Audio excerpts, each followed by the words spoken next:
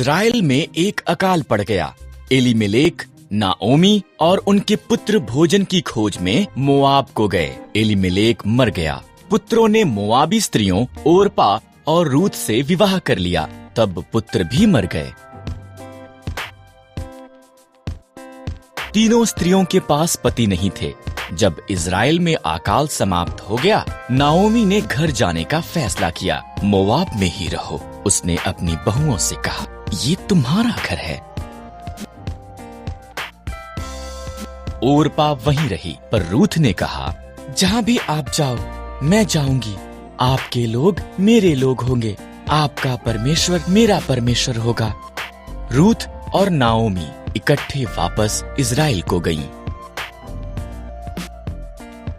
ये इज़राइल में फसल के कटने का समय था। नाओमी ने रूथ से कहा कि वो जाकर खेत में काटने वालों के पीछे फसल को बीन ले। खेत एलीमेलेक के संबंधी बोअज का था।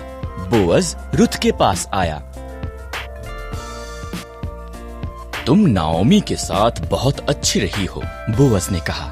घर छोड़ना मुश्किल रहा होगा, परमेश्वर तुम्हें आशीष दे।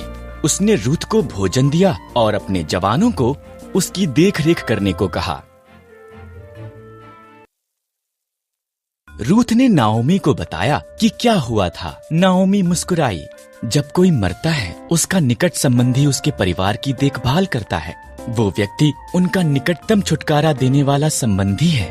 बोअज हमारा निकटतम संबंधी है, उसके निकट ही रहना।